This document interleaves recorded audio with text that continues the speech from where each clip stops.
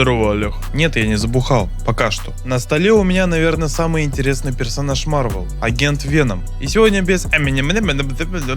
Сразу, чтобы отпали все вопросы, это буклет от компании City Toys. Сделан по оригиналу Revoltage. Так что давайте посмотрим, справились ли наши друзья-китайцы. Обычно я рассказываю о персонаже под тем, что наснимал. Но давайте чуть поменяем формат. Сейчас о фигурке, потом о сюжете в комиксах. Сама фигурка пришла в качественной коробке, где решили не менять оригинальный дизайн. И только добавили эмблему City. По открытию первым делом я учуял запах. Нет, не китайских помой. А знаете, такой вайб, новые вещи из хорошего пластика. Будто только-только она вышла с завода. А внутри, мама дорогая, сколько аксессов, припомбасов, глаза разбегаются. Да, это не заслуга китайцев, а самого оригинала. Первым делом достаем эффекты выстрелов и щупальца Венома. Выстрелов 4 сделаны и прорисованы хорошо. Проверил, их соединение с пушками держится устойчиво, но не крепится к основному гану. Под вопросом почему? Да я чё ебу, блять? Это уже проблема оригинала, так как там тоже нет такой возможности. Щупальца исполнены в двух видов. Длинные крючки и короткие. К ним вопросов нет, они охеренные. С гибкими шарнирами для любой позы. Если помните, я делал обзор на пауков от Mass Toys. И сейчас они разрабатывают фигурку Венома. Надеюсь, я смогу их использовать в будущем. И они будут внешне актуальны в фигурке.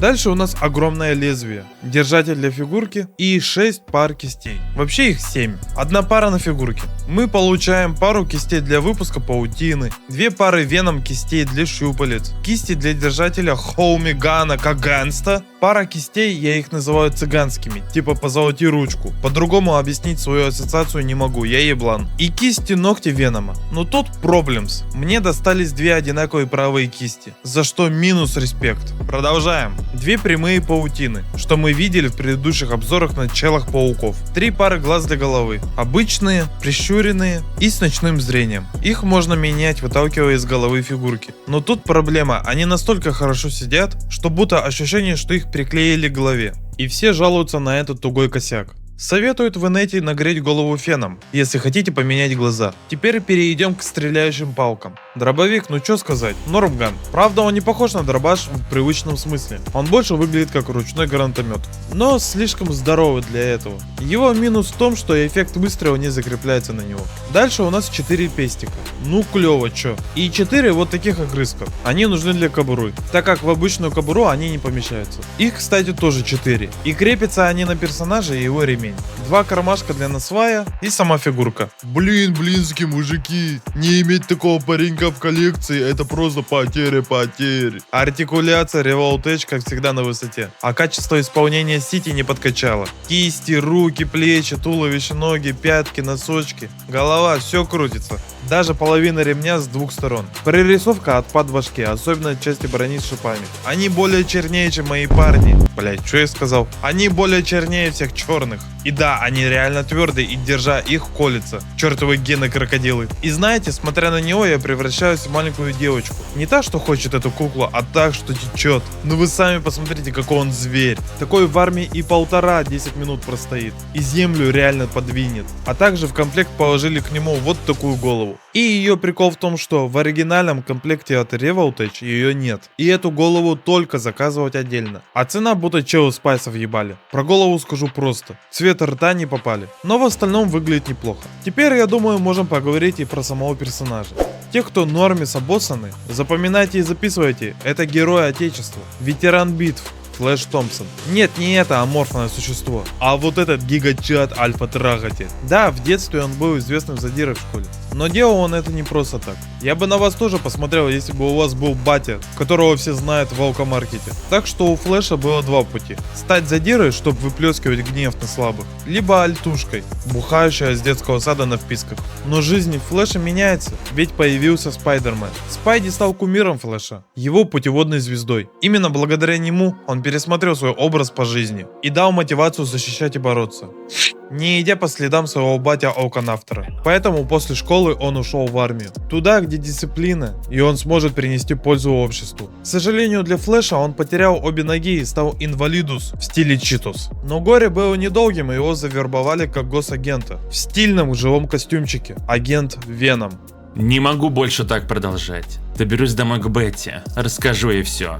Больше никаких тайн. До тех пор, пока у меня есть Бетти, все остальное неважно. Костюм был отравлен. Даже хорошо, что он не вернулся. Невозможно! Тварь была свободна. Почему она... Успокаивающий голос. Голос друга. Никаких тайн. Признается, что я ему нужен. Знает, что он нужен мне. Обещает, что никогда не бросит меня. Всегда будет рядом, когда понадобится. Напоминает мне, что у нас есть миссия.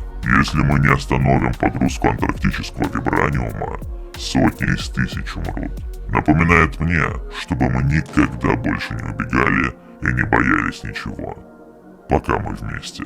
Да, это тот самый Веном Эдди Брока. Поэтому у него почти тот же стайл от прошлого владельца и способности к паутине. Кстати, о стайле. Если присмотреться, то у Венома есть закономерность во внешке. Он принимает характер своего носителя. Чел-паук просто перекрас его же костюма, но с мрачным вайбом. Веном Эдди Брока огромный синтоловый шкаф, что подчеркивает мускулистость самого Эдди и его гнев на всех окружающих. А у Флэша... дизайн приуроченный к военной форме. Тут и сама форма, как и на иголочке, берцы, лицо в маске, скрывающее человека, а не лицо чудовища под жижей Венома. Шипастая броня сама по себе как олицетворение, что Флэш колюч на внешний мир. Ему легче закрыться и не подпускать себе, нежели открыться кому-либо. И эмблема Человека-паука как дань уважения тому, кем он хочет стать наравне. Вы же в курсе, что этого паука Веном может и не делать. Короче, по модному приговору, Флэшка однозначно Omega Facial. Всем советую прочитать комикс Веном. Там и про внутреннюю борьбу с пьяными генами Бадди. И про то, что солдат это не профессия, а ориентация. Борьба между человеком, думающим и безумным зверем внутри. Ну а о чем еще говорить? Там даже сама черная грязюка Веном раскрывается как отдельный самостоятельный персонаж со своим характером, но меняется и тоже хочет защищать то, что ему стало дорого. Также можете посмотреть «Невероятный Человек-паук», где есть экранизация агента, но из-за рейтинга проекта ощущается как огрызок, а не персонаж.